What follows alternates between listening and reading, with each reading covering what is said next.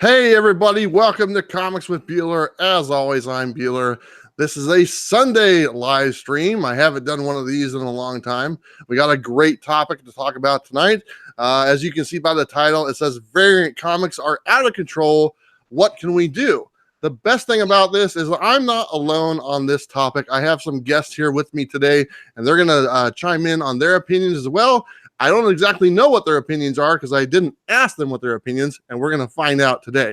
But I want to introduce my guests. I'll kind of go down the list. The first person we're going to start off is ThoroQboro. How are you? Hey, what's going on, man? I'm doing good, Beulah. Hopefully everything is well with you. Yeah, it's your boy ThoroQboro, guys. Guys might have seen me out there, trying to do my thing now with this comic book game and, just working hard at it, man. So many comic books out there to talk about, and that's what's great about this comic book family. So looking forward to this chat today, man. Very cool. I appreciate you joining me today. And just so everybody knows, the links to these gentlemen's channels and also their Instagram is down below. So if you want to find out more information about ThoroQboro and the other two gentlemen, the links are right there. Just go ahead and click on them and you'll get to know them a lot better. The second guest I have is Steve Whiting, none other than the Hulk 181 gifter himself is with me today. Steve, how are you? Doing great, Bueller. How you guys doing? I'm doing awesome. I'm very excited to have you on here. This is only Steve's second appearance on a live stream. He doesn't do the YouTube videos, but he does have the Instagram, and that is down below as well. Steve, how was your day? I know you went hunting this weekend. You find any good books? Yeah, I found some good stuff like usual. There's always some good stuff if you got the money. If you can get the wife to not look at the debit card, everything's good. The secret debit card. The they asked me, do I want a receipt? I'm like, nope, not on your life. Very cool. Very smart man here, folks. Very smart man. Our last guest we have is none other than Robert Galvin. And Robert Galvin did not come here alone. He actually has a special guest wrapped around his neck. But Robert Galvin, thanks for joining me. No problem, Bueller. Thank you very much for having me. This is awesome, you guys. Tell me about that thing that's going on around your neck right there, real quick. This is Claire. It's a salmon-tailed red boa. It's actually Mrs. G snake. Okay. I've raised her since she's been a baby. She's my sweetheart. It's a nice day today, so I got her out of her cage. Very cool. So this is the true first appearance of a snake on my channel. So that's pretty cool. Thank you so much. But like I said, the links to these gentlemen's channels and Instagram are down below. Please feel free to check them out. If you like what you see, go ahead and subscribe or follow them. I'd really appreciate it. But we are going to jump right into the topic. We're not wasting any time. Like I said, the name of this video is Variant Comics. Are they out of control? And the reason I'm talking about that is because wait till June. There is almost a record amount of variants that are coming out in June. One book in particular, which hits, I think, in a couple weeks, is the Black Cat #1. There is, before I tell you guys, anybody want to take a guess how many variants I've been able to find so far for that book? Thor, what do you think? I like 20 of them, man, without a doubt. All right, Steve, what do you think? I'm going to go way higher than that. I'm going to go up to about 75. Well, that's a pretty good guess. Robert, what about you? I was going to say 50. Okay. Right now, what I can find for Black Cat, okay, this is not an X-Men title. I mean, Black Cat is popular, don't get me wrong, but it's not like a mainstream title. This book has, to date, 55 variants coming out in 2 weeks for this title. That's, you know what it is? Yeah, go ahead, Robert. It's sex. It does. I mean, Exactly. to put it like that, it does. Sorry, guys. So you guys know. The only unfortunate thing, it's not a redhead. Robert is a huge fan of the redheads. In case anyone wasn't aware, he's a fan of some other stuff. We'll get to that maybe later. So that's pretty interesting. But so everyone knows, for a reference, Uncanny X-Men, which was a title that came out last year, and this was actually a subject of one of my videos I did with variants. And I believe Tom was on my channel when we were talking about this. And the reason why we were talking about it back then, because this comic came out with 50 variants. We now have Black Cat, which is hitting in a couple weeks, which has more than Uncanny X-Men did when they relaunch it. Unfortunately, Uncanny X-Men has been canceled. So I want to get just a base opinion from you guys really quick. Thorough, what is your just generic opinion on variants and the state of it right now? I mean, for me personally, man, I love my variants just for the simple fact that you get, an array of just different covers, man, from different artists. My biggest problem with variants is, you know, they do get out of hand in the sense of, like, for example, with Marvel. Marvel likes to do, you know, these 1 in 100, 1 in 250, 1 in 500. I mean, just outlandish numbers that, you know, you're going to be paying, you know, hella money just to get one of them. But I mean, I can see the reason why they do that too, is their way to be able to tap into the aftermarket in a sense, because, you know, the aftermarket is what pretty much runs this whole comic book game. The aftermarket is where, you know, me personally, I can go and sell my books that I have as something to somebody else, and they're looking for it. And, you know, that book that, you know, these comic book companies are selling for $4, I can go and sell it for 100. So for them to be able to tap into that market as well, you know, this is a way for them to do it. But, you know, all respects I give to DC in the sense that DC does an A and B cover. You know, when it becomes valuable is when you start seeing the printing. You know, the printing numbers start becoming low for a certain book, and then all of a sudden people are like, man, I need to get this book now because, hey, the printing was, you know, 20,000, and believe it or not, 20,000 to some people might seem like a lot, but it really isn't when it comes to comic books. Isn't it on average like 150,000 per book usually? Yeah. It's very low in comparison to what it used to be, say in the 90s or whatnot. Very, very low. I mean, it used to be millions. Now it's in like low 100,000s type thing. So I know, Thoro, that you have a bunch of variants. Can I ask you a personal question? What's the most that you've ever kind of gone out to spend for a variant that you really wanted? For variant was I can't remember what the Todd McFarlane. I actually have it, and I got it graded somewhere around here. But it was a 9.8. It was a Todd McFarlane. I think it was like a 1 in 500. And the time when it came out, I think I spent like maybe $350 for it. I'm a big Venom. Yeah, I'm a big Venom fan. And when I saw that cover, I was like, man, I have to have it. This literally was just one of those covers that I was like, I wanted. And at the end, man, I do regret it because I was like, I could have invested that, you know, that money into another book, man, and something that I was like, would have probably been, you know, a better investment than me investing in that variant. So, but things happen, you know, we all make those moves, but it is what it is. Yeah. Steve, let me jump to you. What is your first impression of variants in the market right now? Well, there's so many, man. I mean, you go broke buying every variant. So you gotta figure out what you like, go with what you like, and don't worry about anything else. Well said. If you do, man. If you try to be a completionist like I am on Immortal Hulk right now, 17 run they're in, you know, going to be 18. Yep. I bet you I got 80 books. Wow. I got 80 books. I've got first prints, second prints. You know, I've got variants of number 1, 3 or 4, at least 3 or 4 different ones. But I love them. If I love the cover, if they do a homage to one, I get it. I love the homage covers. They get me every time, but I don't try not to spend too much. I think I haven't did the Thoro and went up to 300, but I went up to 100 probably a couple times. So that was actually what I was going to ask you. So the most you've spent on a variant, around $100, would that be? Yeah, around $100. I got the Mortal Hulk, the 181 version. I really like that one, and I don't have a 181 because it's not my favorite book. You did have one for like a couple days. Right place. Yeah, that's my favorite thing about giving a book away is I see it on the wall behind people more, and I see it in my dumb long box. Man, I love that when they put them on the wall. That's my favorite thing. I'm working on that. You guys have seen kind of my new set with the wall of books behind me and stuff, and that's going to be featured quite heavily here coming forward in some of the new videos I'm working on. Robert, let's jump to you, my friend. What's your initial opinion on variants in the market right now? It gets a little out of control, but I kind of agree with Steve and Thoro. It really, I think the most I've ever spent is probably $250 on 2 variants of the same thing. And it's because I liked it. I wanted it. I had to have it. And so I feel that pain when it comes to spending big money on a book. But I figure, you know, if it's 1 in 500, 1 in 50, yeah, okay. Is it worth it?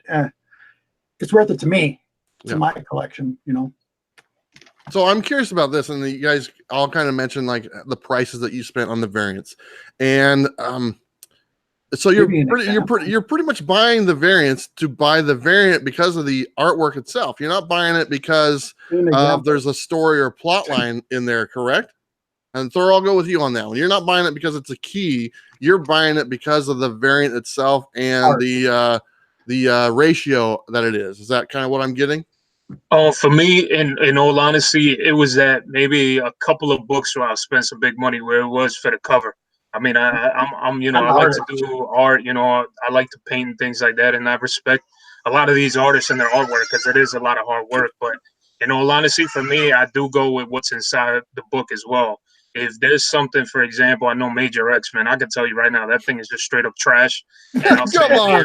Oh, look at this guy here right now all day long. And my LCS would send me. They gave me copies and threw it into my bunch, and I was like, dude, I don't know why the hell you're giving me this, but the story sucked. I gave it a chance, just like I do with anything else. But the story just ultimately was just straight garbage. I didn't like it, and it is what it is. But that's my opinion. So I want to ask you guys this, and this is in response to the stuff that you guys just told me. So say that there's a key book that's coming out that has like a first appearance or has a plot point that's going to be something special. Do you choose the variant copy over the regular copy? Because I've noticed that the regular copy tends to see more of a long-term investment deal. Robert, what do you do with that? I'll usually buy the first copy. I see the variant I'll wait on. Okay. If I like the artist, here's an example. My weakness is good art, and I love Delato, for an example. I like Donny Cates as a writer. Sure. So it's like, and it's sickening because I see all of the Donny Cates stuff out there, and I don't like it all, but there's a lot that I do like. And when there's something special like Delato's covers and stuff, it's something he just hits me right here. So you're a sucker for the cover, is what you're saying. And the writing. It's got to have good writing. It does. I agree with Thoro there when it comes to the story, because there is some really, not very good. Well, let me ask Steve, because I know I've talked to Steve about this book a little bit. So Naomi #1, kind of a popular book, riding kind of a wave so far. There was two different A and a B cover that came out when it first hit the shelves for #1. The A cover, the regular cover, is more sought after than the B cover, which is the variant. So I think I bought the variant because that was the only one available and at the time. But that's kind of what I was getting to. I noticed that the regular cover, when it has something special, when it's a key thing with a character or something like that, it's the regular cover that always seems to be more money. It always seems to go up in value much more. So, I mean, do you kind of see the same thing, especially for that book? Shoot, I did. I didn't get the A cover either, Bueller. I got the B cover. Yeah. Would I pick the B cover? Most likely. Yeah. And the A cover's worth more, of course. Gotta love that. But I got on Naomi because of really Rod and Thorough, and those guys were talking about was a good story, so that got me on it. I haven't read it yet. I haven't read any, but I've heard it's great. And the last issue's coming up, and then there's some reports that they're going to be doing some more with Naomi, big things coming up with Superman and stuff. So that's what Thorough was saying. That sounds awesome. Yeah, man, that's pretty cool. That'd be very cool. I enjoy the character. I hope they do some more with it. I like the fact that, I think we've talked about majority of DC books only do an A and a B cover, and we'll get into that a little bit. Let me jump into the chat because we got a lot of people watching. We got about 70 people watching right now. Wow. And I just want to say hello to some people. We got Mr. Gretzky 9966, Jimmy Jams, Quiet Storm, Carl Garcia, Sam's taking web, of course, Mrs. G, of course. How you doing? Prowler 671, James from New Mexico. Wow. Let me scroll up here. The Boatwright family is here. Fishing Freaks, Jeff Eunice. I probably said that wrong. We got ThoroQboro in the chat and on screen. That's awesome. John, we got Jeff Comics. Scott Farr is here. Just a ton of people. I'm just scrolling up here. Connie's here with us. Adam as well. Towns End Comics, Comic Slabs and Statues. Chad from 90 MF Comics.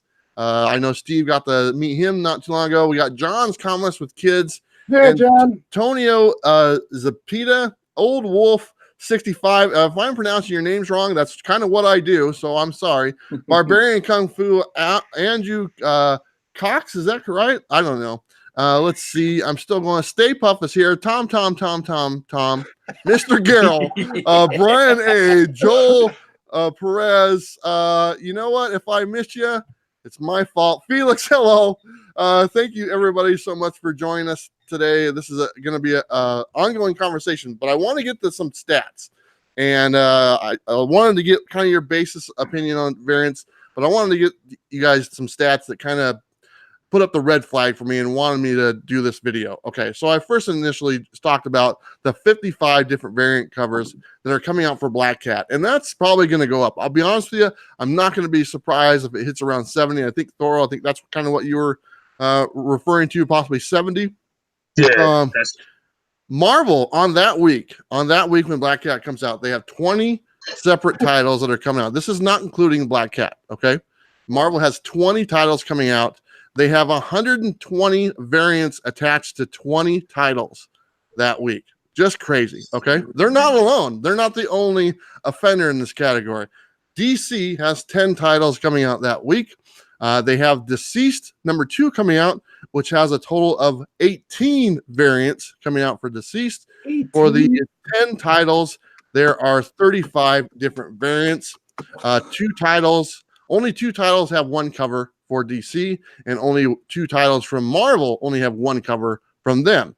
They are not the only offenders. I want to kind of give everyone equal opportunity to just dump a bunch of variants on us. We have Dynamite Comics with Red Sonja #5 has 12 variants for really Red Sonja #5. Wow. Elvira #6, I believe, has 8 variants for that one. And then Boom Studios has Buffy the Vampire Slayer #5, has 8 variants for a #5 issue. The list can keep on going, to be honest with you. It's June is going to be one of those months where you're going to see my videos and other people who do the preview videos. It's going to be loaded with variants. They kind of load up during the summertime.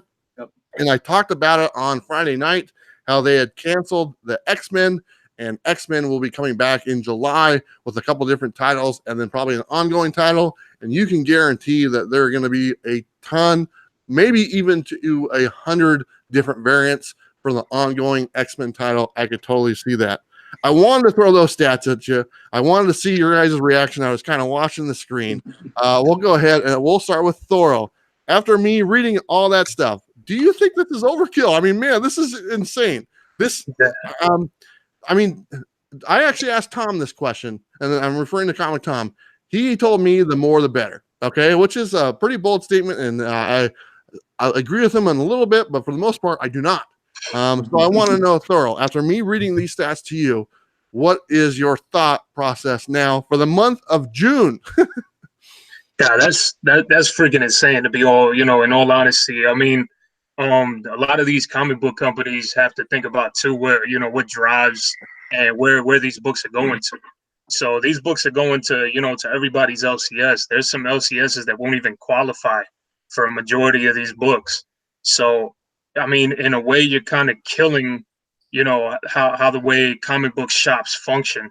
Just for the simple fact that, I can go to one store. So I got maybe like around 4 to 5 LCSs around me here where I live at. And I can go to a variety of them, and half of them sometimes will tell me, oh, we didn't qualify for this or we didn't get that. So they also have to remember, you guys are pushing out all these large quantities of books out. And when you go to a comic book shop, if they're not qualifying for these things, I mean, you got to remember, these are the guys that are pushing these books out to you. They're pushing out to your customers. They're the ones that are, that are putting it out there for everybody to buy.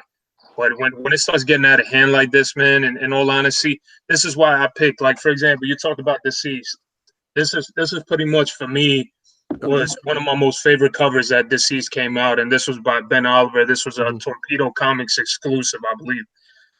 So for me, in all honesty, I end up going to pick up what I like in the end, and then that's what people have to do. It's like, in reality is like, at the same time, don't go and burn a hole in your pockets, because that's sometimes what I've seen some people do. They go and buy because they're either in FOMO, like they like to say, fear of missing out, or sometimes they go and buy because they want to say, hey, I want to go and I want to see this. I hope to God this is on the top 10 list.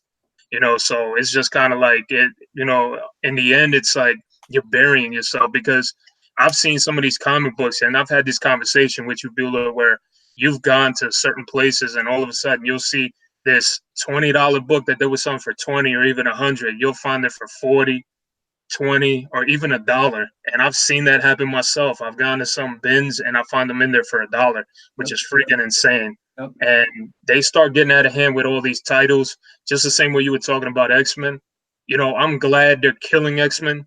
There's so much damn X-Men that you can't keep up with the damn story. And it's like, Convoluted. you know, Yep. yeah, exactly. It becomes so much that it just, you know, it becomes so overwhelming and you don't even know what to pick.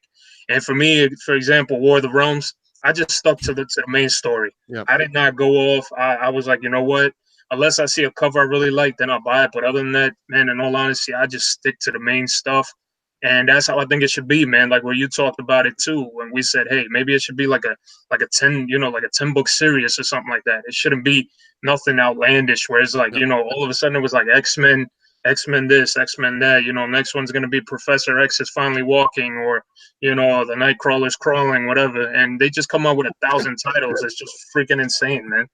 So, but yeah, that's my opinion on that, man. So I would agree. I think that's you know, it's baffling when you see the amount of different stuff that they put out. Steve, I got to ask you a question. I know you go to a shop on Wednesdays. I've talked to you and stuff, and you went to go pick up your books and stuff like that. I know that you have some variants and you really like variants. A lot of the variants are ratio variants, like say a 1 in 50 variant. Okay, I want to know what your thoughts are. I'll give you an example. Marvel Comics Presents came out last week. And they had a 1 in 50 variant. It was a Rob Liefeld cover, which was very interesting. Okay. Now, I don't know any comic shop that orders 50 copies of Marvel Comics Presents. They'd be lucky to order 5 copies of that book. How do you feel about some of the customers that actually will go in and buy and have the shop order 50 comics just to get that variant? Is that something you've ever done? I haven't done that, but I've heard of it being done. I mean, I want a variant. Most of them go up and most come down. The only one that I'm lacking that I really wanted was that Immortal Hulk 2 Zappino variant. Mm-hmm. I waited for it to come down, and it was like a roller coaster. And it's at 200 to 300 now raw. Yeah. So that's the only one. But I wait, man. I wait because usually they get hot and then they come down. Everyone that wanted to sell them and flip them, then they start lowering them down. I see them coming lower and lower. And you make a best offer, you'll get it for a decent price. Mm-hmm. But I'm not going to go buy 50 comics and do that. I don't have the money for that. That's just way too much. Do you have a threshold? Maybe like maybe it's just a 1 in 10, and it's not a very popular title, and they don't order that many books. Well, would you order 10 books from a shop just so they get that one variant? Is there something that would be okay in your wheelhouse to pull off? There would be that if Jim on Jim's Comics said this is a book to get. When he says a book to get, I get some extra books anytime he says that, just in case. He doesn't expect too much, but when he does, yep, man, he's pretty much on it. So that'd be the only one. But I got so many friends now around here. I can just have them buy 2 and I get 2 and get my 10 in. Well, you guys hear that? Jim's Comics. If you haven't checked out Jim's Comics, I've talked to Jim. He's a really nice guy. I've offered for him to come on the show. We're still actually working on it, so maybe eventually you'll see Jim on here. But that guy has a ton of knowledge and some great videos that he puts out every week. So if you want to know what comics to buy that are probably going to pop in value, that's a perfect resource. He pretty much knocks it out of the park almost every time. We're going to go to Robert. And Robert, I want to talk to you about the stats I just kind of rattled off a few minutes ago about how many different variants are coming out, how the month of June will probably be the record breaker for variants. This was just 1 week that I was referencing. There's still 4 other weeks or 3 other weeks in that month. What's your thoughts on all the different variants that don't have redheads on the cover? Please leave that out. We need an unbiased opinion. I don't mean that all the time. Robert, what's your thoughts on just the pure number of all those variants that are hitting? I think it's ridiculous, but I look at it this way. And, everybody has their thing. It's like, if you have big pockets and you really want all those copies, people are going to buy them. But that's the thing. The companies, Marvel and DC, already have your money if they're selling them. They have to have some kind of senses that they're actually what characters they're selling out there, why they're producing it, why are they making so many of the variants? Is there a movie somewhere in the background? There's got to be a reason. I don't think there is. I think it's just pretty much it's a way for them to generate more revenue. I think it's a false like when you look at the sales figures for a title, okay, and say that let's just say X-Men is the #1 selling book for that month. That book and that title does not reflect how many variant issues there were of that book. It's just the basic generic number for how many issues it sold. So that book, well, if it's #1, and I'm not stating that to be a fact, I'm just using an example. Say it had 10 different variants, and that's why it hit #1, because there was completionists out there that wanted to buy all those books, and each one of those sales counts as a sale. The next one down, let's say it's Batman, and Batman only has 1 cover or 2 covers, and the actual sales is very almost up to the top of the X-Men one. That's not a true representation for what the X-Men book actually sold. I think it's kind of inflating the numbers because it's not true individual comics that are being sold to individual people. It's the actual number that of all the comics that are being sold, of all the variants and all the completionists out there that want to get all those. So it's kind of inflated numbers, and I see that all the time, and I think that that's a problem. We're going to go ahead and jump into the chat again because I see some other people in here, and let's see here. I might have said these. Walter Rooks, I think that's right. Derek Magnus, Kyle McKiskey. Oh, man, I'm guys. I'm not. You guys know I'm not good with names. We have Fist of Doom 84 is in here as well. Tony Miles, just a bunch of people that are joining us today. We still have 70 people watching, so I thank you on a Sunday. Like I said, I usually don't do live streams on Sunday, but I wanted to get these gentlemen in here and get their opinions. The second part of this is what can we do? And I want to know from you guys, is there something that we can do on our end to maybe discourage the amount of variance, or do you want that to happen? Are you okay with it? Robert says, don't buy them. Okay. Robert, you just admitted that you're a cover guy. Those variants are aimed right at you, my friend. Exactly. Right at you, and you're buying them. Exactly. So it's easier said than done, Robert. Exactly right. So besides don't buy them, do you have any other suggestions?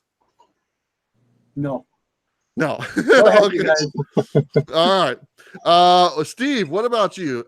Is there something we should do? Is there something we could put in? We're the consumer. They're making these for us. Yeah. We are the ones, that are justifying them making these books. To be honest, they're not going to put out a bunch of product that nobody wants. They put out product because people want to buy it. Is there something on our end that you think we can do to make it more of a actual feasible type thing, to where we're not just spending all this money on variants and exclusives and 1 in 50s and all this stuff? Well, they better get the best artists if they want to get my money, because if that cover ain't good, I'm not going to buy it. I can tell you that. And the bad thing is the comic book stores, if they overbuy, those are the ones that get hurt. They get these books stuck on the shelves. Now they got to go put them in the dollar bins, and then Bueller scoops them up for 43 cents. Absolutely right. Steve knows exactly what I do. Exactly you do it the right way. That's how you fill your that's a good way to, fill the gaps in anything you're collecting, man. Wait a little bit and go back, man. Patience is a virtue. That's what they say. And I tell you this, I'm very patient and I've told a few people this. The Detective Comics 1000 came out with a bunch of variants. And I told people when it came out, and they asked me, are you buying that book? And I said, nope, I'm going to wait, because I know that all the shops ordered hundreds and hundreds of copies of those, and they're going to be sitting in the dollar bins, at least at my local shops here, probably within the next month. And I'm going to be picking those up left and right. I don't know. A lot of people have bought in my Bueller boxes, and I've sent out, I think, maybe close to 200 copies of Action Comics 1000s, because I was able to pick those things up for under $1 by just waiting a few months. Thoro, let's go to you. Is there anything that we can do as consumers on our end to kind of discourage, for one, Dynamite making 12 copies of Red Sonja? Is there any need for a Red Sonja number 5, 12 different covers? I don't think so. Is there a need for 55 Black Cat number 1s? I don't think so. I mean, I kind of, when I hear the opinions of some people like, oh, that's great, it's hard for me to accept that, and here I make videos and I show all these variants, and that's a lot of work. So I know exactly what goes into all these books. But what's your thoughts? Is there anything we can do on our end? And let's hear what you got to say. Yeah, in all honesty, man, I honestly think that you can't. There's no way of stopping it, man. Whatever these corporations, it's like, you know, McDonald's and their French fries. Yeah. People that go to McDonald's, they eat French fries and French fries and French fries. Why? Because it's pretty much like they're putting, you know, they're making it something so good to everybody. I'm not a McDonald's person. I don't eat it, but you just see the amount of consumers of McDonald's. So is that very similar? You get something like, for example, like, look, my wife just passed me the one I was just talking to you guys about. Venom #1 was this copy. Got a 9.8 on it. And for me, I loved it. Why? Because I'm a big Todd McFarlane fan. Yeah. So no matter what we do, everybody's going to be, like I said, the best thing I just do for myself is buy what I like. Yep, the same way other people out here, they're going to disagree with me and they're going to be like, oh, that, you know, that cover right there is trash or whatever. But for me, you know, it means the world because I'm a McFarlane fan. For other people, you know, it's all about your likes and your dislikes. The biggest thing is, it's like I said earlier, a lot of these comic book companies, DC, Marvel, they hate the fact that us as collectors are making money off of the stuff that they're just selling for $4. Exactly right, bro. I agree with you there. Like I said, this is the variance. The reason these variants come out here is because this is their way of tapping into the aftermarket. And this is why, too, I tell people you can't get mad at comic book shops for raising the prices on certain things, because you have to realize if it's a 1 in 100, you know, it's like I just saw Chino and I do a show with these guys, you know, they have a comic book store. And, you know, I've learned so much from a lot of these owners at LCSs because it's my dream as well to own an LCS. And when I watch everything that they tell me, they say, hey, you know, I couldn't qualify for this because they asked me to buy 300 of these second prints. And then they told me that I needed to buy 300 of this first print in order to qualify for a 1 in 200, which is freaking insane. Because what do? It's, you know, it's like you guys just said before. They go into the dollar bins, and then these LCSs start losing money. And then people get upset with an LCS for raising the prices on a book and say, man, I went to my LCS and they have this damn book for $200. And it's like, hey, guys, you can't blame these dudes for it. They have a business. They have to, you know, they have to keep up with that business. That's why majority of comic book shops, you go in there, and a lot of them now, they bank their money on games. You guys go and see, they're selling Magic the Gathering cards. They're selling all these different board games that people are so interested in. And that's, in all honesty, sometimes what keeps a lot of these comic book shops running. That's exactly right, Daryl. $5 a pack or $10 a pack for a pack of cards. That's where they're helping them make their money. That's how they're staying alive. I see that too. But I'm telling you, I really don't think there's anything that we could do, man. I mean, I could sit on my channel and tell people, man, this is garbage. Don't buy it. Just like I said about Major X. But you're gonna have the Wild Liefeld fan. I'm buying it. and that's you're gonna have the Major X fans out there. But for me, it just wasn't for me. I have a different taste from everybody else. So in all honesty, there's no stopping it. It's gonna be, like I said, it's gonna be crack for one person, and it's not gonna be crack for the other person. An example of what you just said, Daryl. Sorry, I'm not interrupting, but this was awesome. Everybody trashed this book. Yep. Everybody trashed the story. Oh, it was a great story. I like the way that they took they zombified people. I like the way that they did it. People were like, "Oh, I hated it. It was this." Everybody said they hated it. It was great. That's an example. Like I said, everybody has different tastes. Yep. Hey, I want to jump in the chat real quick, and there's a couple other people in here. We got Buff Comic Collector. How you doing? Tori Tate is in here. How you doing, Tori? It's good to see you. Hashtag Closet Geek is also in here. Rag Oons, is that right? Did I say that before? I don't know. John's Comics with Kids said he just noticed Robert Snake. And of course, Chino Comics and more. I said they're in here before, but just in case everyone was wondering, that is a comic shop owner. And I'm sure that they have opinions about this situation and stuff like that. But I have a one last question to kind of ask you guys before we kind of get off into something a little bit more personal, because I want to find out a little bit more about you guys. And I'll go ahead and start with you, Thoro. So there's a few different types of variants. There is the incentive variants that all local shops have the opportunity to get. And then there are the artist exclusive variants that the artists are actually selling like on their webpage or something like that. And then there's actually another one that are comic shop exclusives. Let's say Midtown, we'll use them as an example. And there's a handful of other ones. do certain one of those between those three, do you have more of a problem with another one, like the ratio variants or the artist variants, or do you think one's more accepting than the others? I really don't find anything in all honesty as being acceptive, just for the simple fact, like I said, man, it's all about, there's an artist. Like for me, I'm a big Bill Sienkiewicz fan. I'll go after anything that Bill Sienkiewicz does because I loved it. I love his art. I love his covers. So I just go after it without a doubt. It doesn't even matter. It could be a book that I don't even read, but I have to have it because I'm a completionist. I like to complete my sets when it comes to certain artists, and I do it. The same thing with Todd McFarlane. I just keep collecting and collecting. And I'm like, all right, I have this. As long as I have one of each, I'm good. But the artists, you go on their websites. I've gone on Bill Sienkiewicz's website and I bought the Detective 1000 covers that he did. Mm-hmm. Why? Because I'm a fan of his. And, I have no problem with those guys doing that either because they need to make their money too. Sometimes, a lot of people might think, hey, being an artist is lucrative. It depends. It depends if they use, if they're using your art for the front cover or whatever. But in all honesty, I mean, it's the same thing. It's just, like I said, it's a way for these companies to just tap in to the aftermarket and try to make their money. And, I kind of, look at it in the same way as sneakers. Yeah. I used to sell sneakers, Jordans, for example, prime example. I used to buy them. And then what do you do on the aftermarket? You go and sell them and you could get $500, $600 for a pair of Jordans. But in reality, that's the reason, too, why you start seeing, companies like Nike, Air Jordan, they're starting to raise their prices. Sneakers that I bought when I was younger were like at $110 for Jordans. Now you're looking at $250 to $300. Yep. So this is how it all, people talk about inflation, but in reality, no, it's their way of just tapping into everything.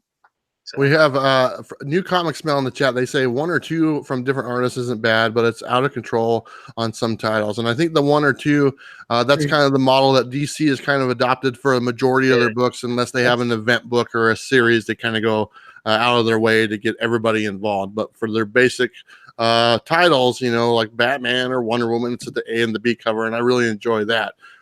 Steve, so same question to you. There's three different types of variants, at least that I'm identifying right here. There's the comic shop incentive variants that all the comic shops have the opportunity to buy.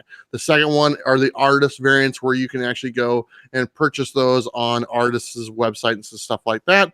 And the third ones are the exclusives to comic shops, say Midtown and others like that. Is there one that you prefer more than the other? Is there one that you don't prefer? Let me hear your thoughts. I haven't went on the any of the artists and bought any on their sites or Midtown.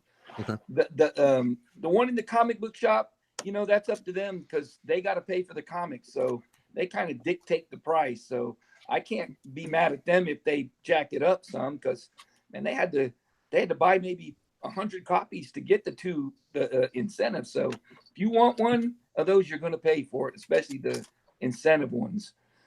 But man, I would much rather do like Thoro, save my money and get a Silver Age book that's really good, a character coming out. Man, that's so much more valuable, and there's so many less.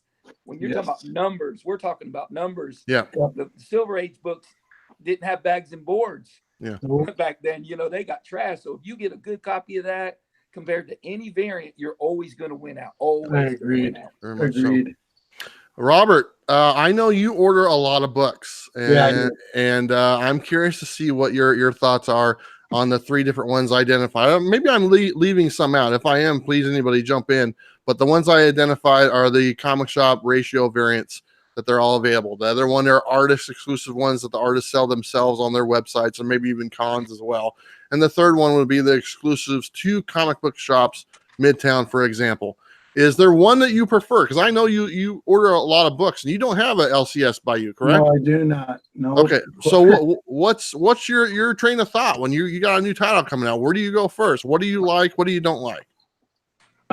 I like, to be honest, I like mycomicshop.com. That's what I use to get my collections from. And I'm usually right on their due date.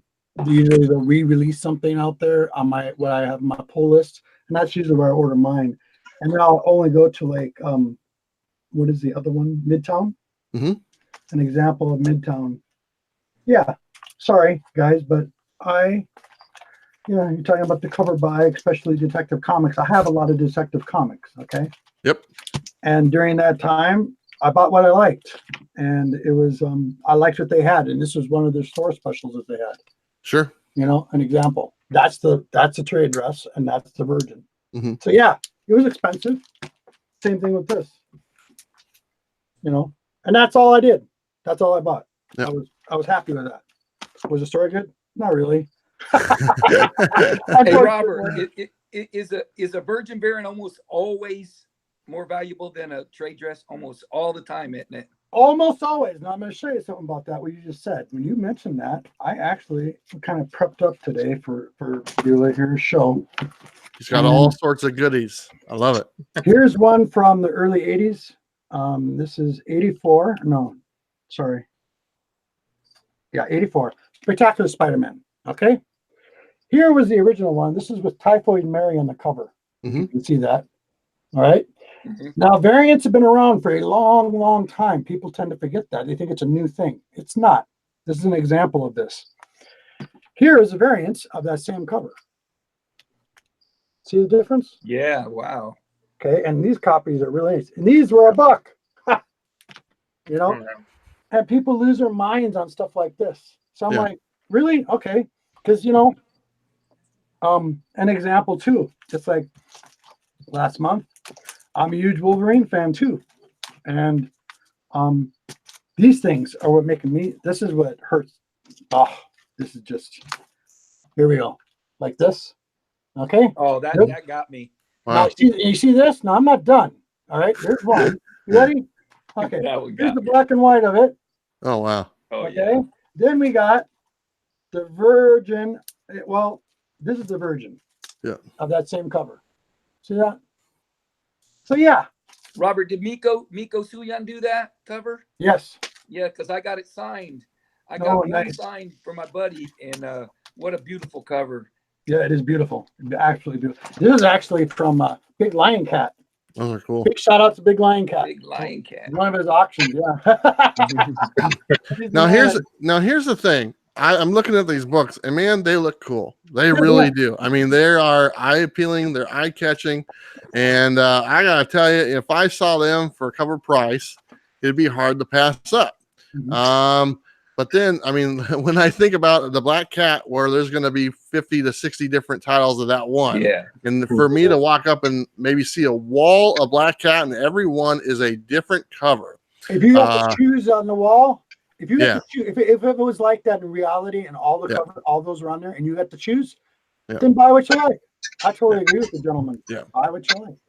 Yeah, it's there's so much. They know we like it. They know. I mean, they look good. I mean, if the cover looks bad, and then like Thorough, he doesn't like that Rob Liefeld. I don't know what he's talking about, but you know, Thorough's gonna pass that one by. But myself, I'm gonna probably pick it up. But yeah, I wanted to get all your guys' opinions on the variants. I think it's really important to get other people's opinions on them. I myself, I really haven't weighed in too much because I was kind of getting all your guys' thoughts. I actually see there being a big problem with the amount of variants. My initial response is I do not like what they do with the ratio to store variants and what the hoops that they put the comic shops through. Yep. That's my number one pet peeve is what they make comic shops do, whether they have to buy 50 copies to get a book or whether they have to sell through a certain copy of a different book to qualify for a separate title. That's like the math that nobody gets, and that's the type of practices that are going on, and that's what I have a problem with. I don't have a problem with variants that are 1-for-1 ratios. The A and the B cover, comic shops can order how many ever they want. I don't have a problem with artist variants because, like Thorough was saying, those artists are trying to make a living and stuff like that, and a lot of these creators do not have the rights to the characters. So once they're gone, you know, they're not seeing any more residuals from those characters. That's what the whole thing with the Hero Initiative is, taking care of those artists and writers that don't have the rights to their characters. I remember one time I talked to Jim Starling, and I asked that gentleman, what would you tell a new creator or artist to do when they're coming in the industry? And the first thing out of his mouth was get the rights to the characters that you make. So I don't have any problem with the artist doing those. If the comic shop wants to go out and pay the absorbent amount of money to get these exclusive variants, then that is perfect. They can do that. They're doing that for their business. Whether they sell through it, that's on them. But if they get that absorbent amount of books and they're willing to do that, then I have no problem with that. The only one that I have the biggest problem with is the incentive variance and what they make the local comic book shop owner do, because these are mom and pop businesses that do not make a ton of money. And they, like the gentleman said, after these books are sitting there after a while, then I come in and scoop them up for 50 cents or 43 cents if they're on sale, and they just lost, multiple dollars. And my cat just jumped up here, and we'll set her down. There's like a little area she just jumped up in. So hello there, Nipples. You probably saw the snake. But anyway, that's my opinion on variance. And with the amount of variance that are hitting in June, it brings up the question every time. It kind of settled down. I just kind of got used to it. And there's a lot of variants that were coming out, but nothing like tremendously large. And then all of a sudden I see this, and especially just the black cat, and it not being a household name. Us comic book people know about it, okay? But Black Cat, not everyone does. Everyone knows who the Avengers are now. Everyone knows who Spider-Man is, Everyone now knows who Thanos is, for that matter. But for Black Cat, it's not a household name, and that's going to have 55 to 60 variants. Like I said, it's sex itself. It does. I mean, I don't... Unlike Thorough, you said this. You said you don't see them changing it anytime soon, or if there's anything we can change. I don't think there is. I think it's just a matter if we don't buy them, then they won't make them. But honestly, we look at covers that Robert just showed, and the first thing I think of when I see that is like, ooh, I wish I had that cover. So, like I said, this is old. This is Spider-Man. I mean, look at that. Look how many covers they made of that. And they just reintroduced this again, this same cover, as a special. Everybody thinks it's new. Yep. People got to do their homework. If they're big time collectors and they want this in their collection, they have to do their homework. Yeah, absolutely. Hey, I got 3 different levels for you, Bueller. Okay. Here's a nice one that I love. When you get Venom and Spider-Man on there, this was cover price. Yep. Nice. I have that one. Somebody sent me that one. That cover, that was great. I would get that any day. Yep. This one was at the LCS. Ooh. Miko did this, and he signed it. So this one was $30. Yeah. And this, I like that. was wrong when I said I didn't spend over 100. I'd spent over 100 on this. Oh, that's too bad. This one got me. Ooh. This one got me, man. I mean, I don't have Daredevil 1. Yellow This thing Daredevil was beautiful. suit. Classic suit. That's Classic awesome. suit, the yellow suit. Yep. Man. So this one was 155. Oof. Wow. Will I get my money back? No. Will I sell it? No. Nope. So I want to say this. We were only planning on talking about this topic for about 20 to 25 minutes. We're almost at 50 minutes talking about this. This is a topic that can go on for days, months, years. It's always there. I want to kind of break from the topic because I want you guys that are watching, if you're not familiar with the gentlemen that are here with me, I want to take a little bit of time and let you guys get an opportunity to get to know these gentlemen. And I'll start with Robert because this snake looks like it's getting a little wild there. Robert, I know that you have started doing your videos on your channel just a few months back. Yeah. Me and you have been friends for a while. Yes. I've talked about you quite a bit on my channel. Robert, tell me a little bit about yourself. Tell me when you started collecting. Was there any gaps?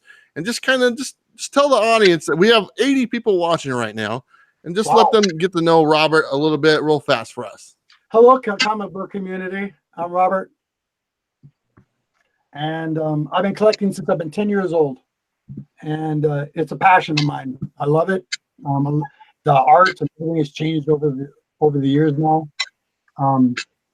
I also collect for my grandsons. I have 4 grandsons. So I have like boxes just for my grandsons. So I'm also collecting for my grandsons at the same time. And yeah, I enjoy the hobby, and I am trying to do videos, learning how to do this. I got Thorough here that's helped me out a lot. My buddy, I appreciate it. You guys, I love you guys. They've really helped me. These guys are great in the community. Big time supporters. Chris, yeah, Steve, you guys, awesome. I can't say enough. And I've learned a lot from you guys' channel. So both of you. Hey, Robert, you said you've been collecting since you were 10. Is there any large gaps in between now and then that you didn't collect? I'm curious. Yes. Silver Surfer, Those are some large gaps. No, I mean as far as like years that you didn't collect. Oh, probably 5 years. Really, that's it. That's it.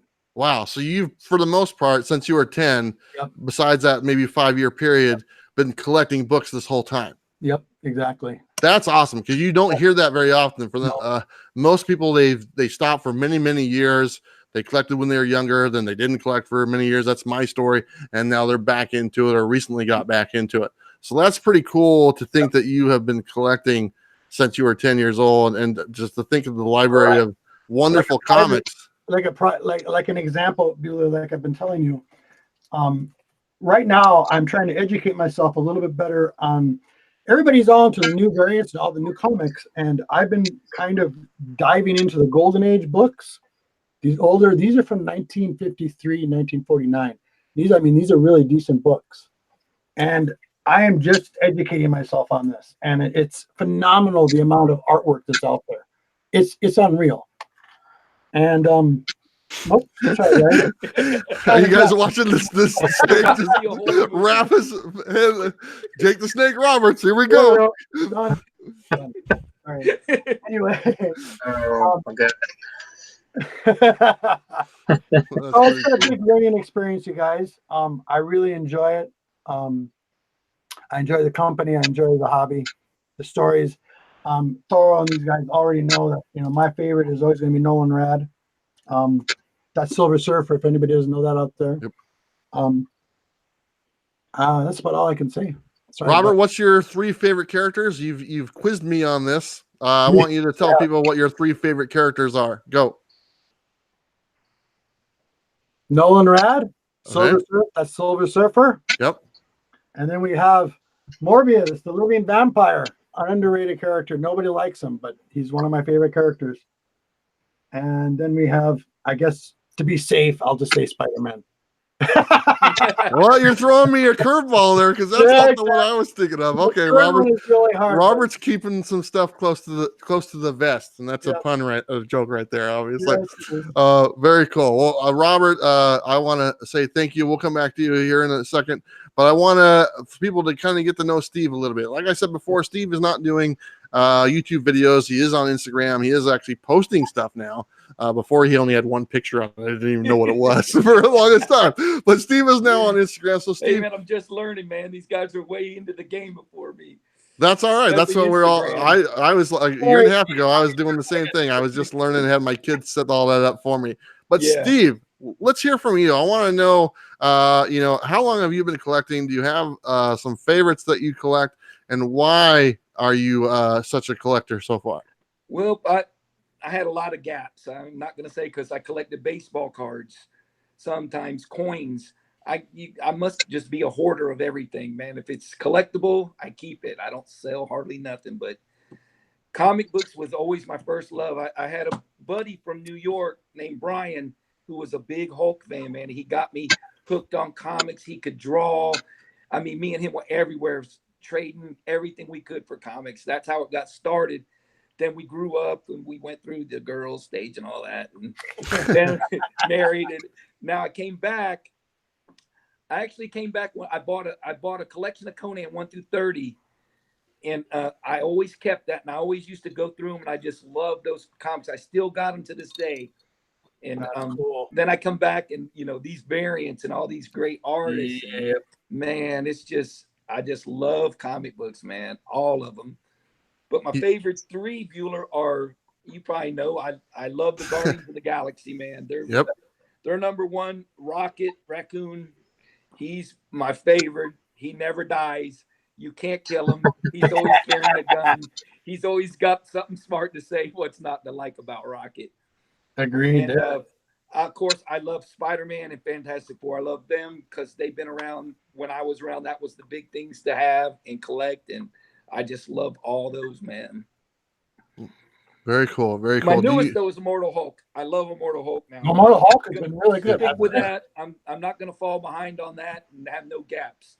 And he's Steve is trying to put together every single issue for Immortal Hulk. That's every single printing, every single variant, every single individual issue as well. So he's got his work cut out for him, because every time he turns around, they're making a 5th, 6th, 7th printing of every single they're book. putting out 6 this week or something. Yeah, I saw that. I saw They're that. burning holes in my pockets. That's right. That's It's right. like, take my money. That's pretty much what happens. They know they just put them all aside for me and put them in my pool box. I know I'm going to get them anyway. Agreed. Well, thank you very much, Steve. I appreciate you kind of filling everybody in who's watching. We still have 75 people watching. I'm going to jump in here. I saw Comic Blast 74. Hello, how you doing? And of course, Mrs. G has been in here from the very beginning. She's doing a great job. She's an awesome lady. What do you say, Robert? Yes, that's my beautiful wife. We have Nerdy Couch. Nerdy Couch is in here as well. How you doing, Nerdy Couch? I love that guy's channel. Comic Crypto Stock also is in here. Ooh, tell him hi. That's an awesome guy. If you guys haven't checked him out, yeah, check him out. Yep, very cool. And we are now going to jump to ThoroQboro, and I'm going to give you the floor to kind of talk about your channel and some of the stuff that you've been working on and some of the auctions. Kind of tell us your history with comics. How did you got started? What are you collecting now? And a couple of things that you do on your channel that are kind of cool. So I want you to point those out. Go ahead and go for it. Yeah, I appreciate it, brother. Yeah, first off, I'm gonna start off with my name, man, because that was the first thing Beulah asked me about. And like I said earlier, guys, if you guys are just coming on, I'm from Queens, New York. Yeah. In New York, we have boroughs. We don't have counties, anything like that. So Queens, I always said, is the most thorough borough out of any of them. Staten Island, the Bronx, Brooklyn, Manhattan, you name it. So that's the reason, I'm a Queens native, die, till I die, no matter what. I live in Virginia now, but hey, we move on from that. As far as getting started with comic books, it was because of my dad. My dad was I grew up in poverty. I didn't grow up in the best neighborhoods in New York. My father bought me my very first toy when I was 9, and it was one of the Batmans. I don't know if you guys remember. He used to have a retractable belt. They made it after the Michael Keaton movie. Yep. And you used to be able to pull that thing and just let it go. And that was pretty much my very first toy. That became my ultimate favorite superhero of all time. And so it was thanks to my father. He worked his butt off to raise me, and my brothers and my sister. And so I don't know how he did it, but in all honesty, he's my biggest hero. And I can say that to this day because he did so much for me and my family. But yeah, it's my favorite characters is Batman. You guys know, man, I'm that type of person. I like to be 10 steps ahead of everybody. So Batman was always like that. No matter what, he knew everybody's weaknesses. He knew everybody's strengths. He knew everything, and he knew his moves. It was just one giant chess game for him. So I really appreciated that about him. The second one is Shazam. Why? Because, of course, as a kid, man, who the hell wouldn't want to have powers? Bill Batson, he just yells out Shazam, and all of a sudden, he becomes a grown man with superpowers. And man, I was so happy when the movie came out. And the third, Spider-Man. Why? He's a Queens native, guys. I can't go any better than that. So I can tell you that all day long. I've seen him shoot Spider-Man. Living in New York.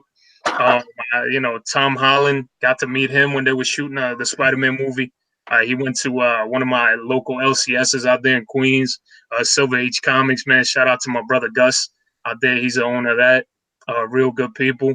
But man, yeah, Spider-Man's just, another one. Teenager, gets powers. And, as a kid, man, that's something that you think. And as far as the channel goes, man, I've been doing so many things. I've been doing I got my little show called Comic Chop Up, and I'm trying to get people out of the comfort zone, man. You have so many people in the chat, and I've had so many people come on, and they'll be like, "Hey, man, I love how real you keep it on your channel. You don't censor yourself, and I don't believe I need to. And that's something that I appreciate it, brother.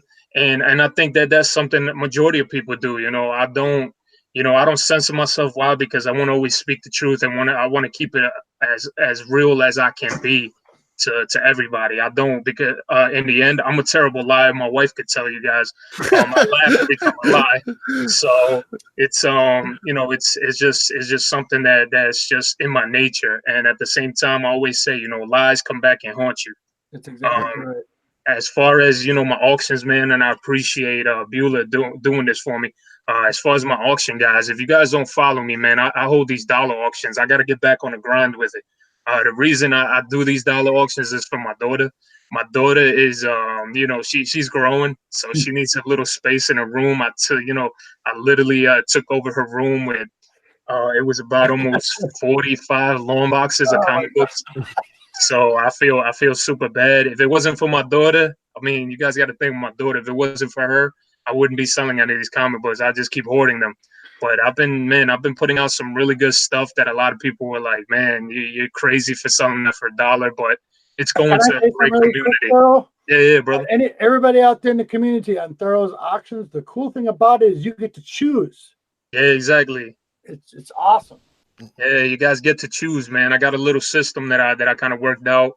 And you know, it's a A, B, C, D, E, F type of thing, and you know, you just have to battle with everybody else on the chat, Yep. and that's pretty much what it comes down to. I also held a charity auction. I believe you know, if you guys don't know either, I was a police officer for 11 years. Unfortunately, I got hurt really bad, so I ended up retiring, and I pretty much had some severe nerve damage to my right arm and my right hand.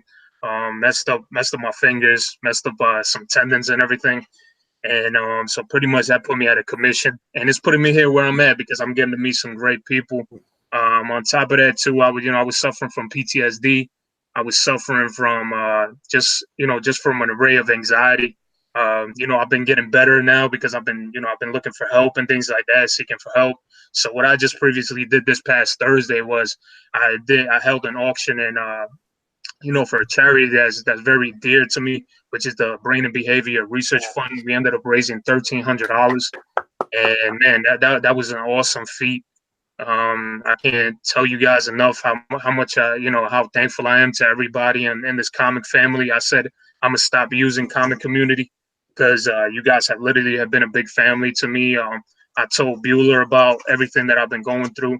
I told him that, you know, him watching him, you got Comic Tom, the New York Warriors, you got Economics, you got so many people out there. I don't want to, you know, forget anybody. There's so many names out here on YouTube. And just watching your guys' passion and love for comic books is what brought me back into this, because I did hit a black hole, man, and I felt like I couldn't get out of it. I stopped. I lost interest in comic books. I pretty much almost literally came to a point where I hated them. And you know, watching a lot of you guys, you know, even on Instagram and all these people posting and saying, "Man, I love this book. This book is great," and that's what started getting me back, man. And this is the reason why I come across as real as possible to you guys, because I don't have time for the BS. I don't have time for any negativity. I want to live in a world of positivity, and there's way too many people out here who, you know, who are losing their lives because they're you know, they can no longer feel like they can't live anymore. They don't have a purpose for it. So that's the reason why I wanted to help out, and that was the best way that I could reach out. Maybe in a month or so or 2 months, I'm going to be doing another charity auction. And if you guys are watching me for the first time, if you guys wouldn't mind joining in on that auction, and 100% of the proceeds are going to be going to St. Jude. The reason why I picked St. Jude is I always look at my daughter. I have an 8-month-old daughter, and to watch her being healthy and happy, you know, means the world to me. And just as well as it would mean the world to anybody else out there, because, you know, seeing her like this, you know, and seeing families out there who are going through tough times where the kids are, you know, have cancer or have any other sort of sickness or anything like that, that's super hard. And to see them, you know, just having that opportunity in life that many of us have, and to watch these kids grow up and to watch what St. Jude is doing by taking care of these children and, you know, healing them, you know, fixing whatever's going on, even not only just healing these kids, but healing their families as well. Because those are some really tough times. And to watch that and see that these, you know, all these families are walking out with literally, when I tell you guys, a zero balance of from going to the hospital and getting treatment, to me, man, that's awesome. That's a great thing. And you don't see that too often. So for me, I'm definitely going to be holding an auction for that. So I would love to look forward to you guys. I had actually put up a Batman 181, which is near and dear to my heart because I'm a big Batman fan. It's a hard book for me to give up. I put it up for auction. I want to shout out Pope Service the First. You guys might have seen him in, just partaking in chats and everything like that. Really good people, man. He won the book, and he decided to let me keep it. So this Tuesday, I'm going to be with the New York Warriors at 10 p.m. Eastern time. They're going to be holding an auction, and I'm going to be re-auctioning that book to get some more money for the Brain and Behavior Research Fund. There's so many things that I have in the works. Thanks to my brother Beulah here, man. I appreciate you for letting me speak about that today on your channel. Like I said, it's just one giant family. If I was there, man, I'd give all you guys a big hug. Literally, man. When I tell you guys, you guys got me out of a deep hole. It's just one of those things that sometimes I've seen people just keep falling in it, and they have no way out. So I thought that being able to help and find some sort of healing, whether it's natural, whatever prescription medication, whatever it is to take to help others out, man. Hey, I'm down for it. And there's just been so many people reaching out to me from the people have been in the chat that I'm seeing here in the chat. Fat Bueller, man, he made a an awesome donation too towards my cause. Robert Galvin, everybody, man, all you guys, I really appreciate it. And as far as that, man, like I said, I there you guys go. That's a little bit of history. I could talk for days about the stuff that I went through, and I could give you a gazillion stories of stuff that's happened to me as a police officer. And that's even the reason you're gonna have to save that till next time, buddy. So that's a lot of stuff, man. I'm telling you guys. Hey, I want to, man, buddy. I want to say this. And we're going to kind of wrap things up here. A couple of these gentlemen I've known for a while. Robert, I've known for quite a while. Steve, I've known for quite a while, and I talk to both these gentlemen quite regularly. Thoro is actually someone I just kind of got to know just a little over a month ago, and I think you guys can tell why Thoro is sitting here right now. The impression he made with me on the night that we talked went a long way, and I feel very connected with him. And I want to say thank you so much, Thoro, for everything that you do. I love the fact that you're doing the charity auctions, the fact that you were a police officer as well and serving the community, all that good stuff. I feel honored to have you on board and on my channel. So I just want to say thank you so much for coming on, and I look forward to the next dollar auction. I watch them. I don't bid, but I watch them because I just kind of like that stuff. And then I look forward to your auctions with the charity auctions. I love the last one. I watched a little bit of that one when I was on the road, and hopefully the next one I can catch a little bit more. But Thoro, thank you so much. All the links to these gentlemen's channels are down below, and Steve Whiting's Instagram is down below as well if you want to follow him. But Thoro, thank you so much. It's greatly appreciated. I appreciate you coming on here, my friend. No, I appreciate you, brother, man. Like I said, this is one hell of an opportunity. There's not enough words that I could say, but thank you, man. I could check a dictionary all day long for it, but it's not going to happen. But yeah, definitely. Very cool. Another gentleman here, and I just want to kind of single him out a little bit. I'm going to talk both of you guys, but Steve Whiting, really good friend, someone I talk to on a daily basis. He's all the way down there in sunny Florida. He doesn't let me forget that he's down there in sunny Florida all the time. The man is extremely generous. He has donated so many books to the Bueller boxes. The good chance if you bought in the Bueller box, you have some of Steve's books in your collection because he donates Thank books. You, Steve. Absolutely. And then Robert has some of those books. I know that. Oh yeah. And also Steve has also sent books for my personal collection. I think everyone knows he sent me the Hulk 181. It brought me to tears. It really did. I think if you guys go back and see that video, I was crying. I had tears, and because it's meant so much that it was a gift from him. I look forward to going to Orlando, to the East Coast, and hanging out with him. Hopefully, man, I think we talked about it. Come too, man. I would exactly. love to have everybody there, man. That'd be nice. It'd be nice if everybody could make one con somewhere. I don't care where it's at. That'd be cool. Central, whatever, and try to get everybody there, man. One time. Very much so. A good friend of mine. Thank you so much, Steve, for coming on. I know this is not your normal thing, but we're going to make it more of an occurrence, and pretty much you'll be showing up on every channel, just like Jeffrey Comic-Con is on every channel type thing. So, Steve, the Heartbreak Kid. Yeah, that's right. Steve, thank you so much for coming on. It's very much appreciated. Hey, is Boat Right family still in the chat? Probably. I don't know. Let me look here. Yeah, check the chat there real quick, bud. Oh yeah. Okay. Economics and Comics, Bill. Hey, Bill. He's in here. He actually gave a couple super chats. Thank you so much, Bill. Bill. He just likes being on my Yeah, ball. I know. That's He loves the ball. he loves being on that ball. So Where is your ball? You haven't even showed it. it's in the corner here. It's right here. It's about you guys. So the ball's off to the side. But Steve, thank you so much for joining me today. It's very much appreciated. Like I said, his Instagram is down below if you want to follow Steve. And eventually he's going to make some YouTube videos. I don't know if he knows that, but he will. I have confidence that that's going to happen. So thank you, Steve. Very much appreciate it. Yeah, man. I just wanted to shout out Boatwright, man. If you guys haven't seen some of his drawings, man, that guy is so talented, man. He drew me a King Kirby sketch, and I was going to pick it up tonight, but my wife wanted to go eat and stuff before this, so maybe tomorrow. But I want to if you check out his Instagram and stuff and just scroll down on some of those photos, you need a drawing, this guy's down, man. He's good, man. Very much so. I've watched 84. I don't know if Comic Head's shown it yet or if he's got it yet, because probably just mailed it out, but I've seen it, so it's awesome, man. He's just an awesome dude. His family, his son, they all collect. That's what I love, the young kids collecting. So, man, shout out to Mr. Boatwright for doing that sketch for me, man.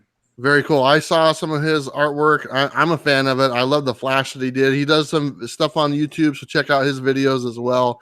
And then, like you said, he has his Instagram. He shows a bunch of stuff on there as well. But that flash one that I saw the video of him do, awesome. We are going to go to my last panelist here. He's not been alone this whole time. He's had that snake around his neck. But this is none other than Robert Galvin. Him and I have been friends for quite a while. He reached out to me many months ago, and we've been close friends ever since. And I want to say thank you so much to Robert.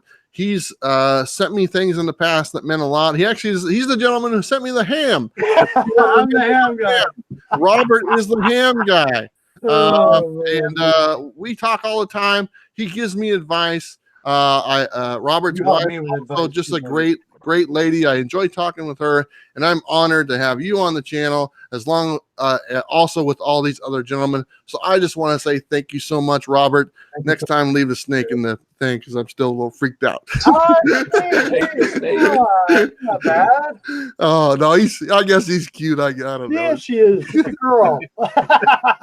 But Robert, thank you so much. I appreciate you, the time out of your day and joining us and sharing your opinions on everything. I think this was awesome. But everybody, we are going to wrap it up. I want to say thank you to everyone who joined us today. We've been going for a little bit over an hour, and we talked about variants. You got to meet these gentlemen here. The links are down below. I will have the coffee video. I've already filmed it. I got to edit it. It'll be out tomorrow morning at 5 o'clock in the morning Pacific Standard Time, and should be a lot of fun. All right, guys, thank you so much. Don't forget to like, subscribe, myself, and all these gentlemen. I'll see you next time. Bye. Take care.